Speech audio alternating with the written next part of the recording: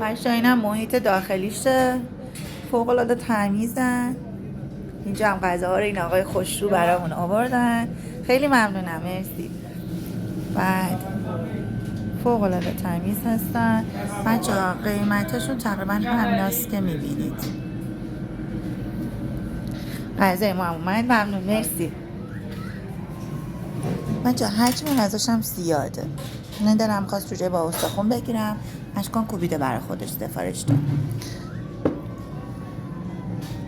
همراه با غذاشون نارنج هم بهتون میدن. قیمت غذاشون چیه؟ قیمت رو بهم میگی؟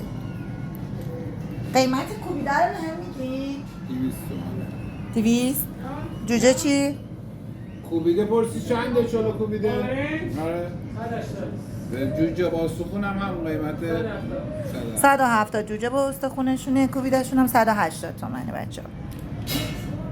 بچه ها اشکان هم چه گوجه‌هاش اینجوری له میکنه و کوبیده موبیده‌اش اینجوری میزنه و براتون یه لقمه گرفتم. حتما اینجا بیاین. این نوشابه کوچیک‌ها هم میتونید سفارش بدین براتون بیارن. زیتونش هم خوشمزه است، من دوست دارم. چاتون کنید. بچه ها گفتیم برامون فلفل آوردن.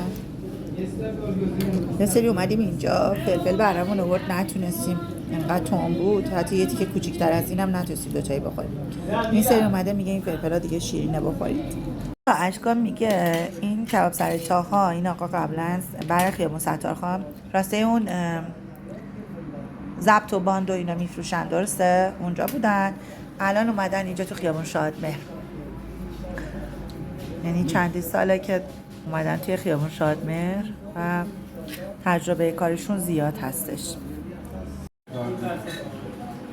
سابقه کاریتون زیاده. اشکان میگه من 10 سال مشتریشونم.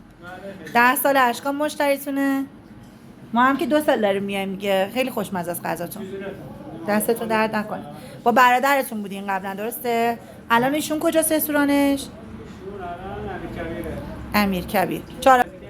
دریاچه خیابون امیرکبیر اونجاست، میدون امیرکبیر.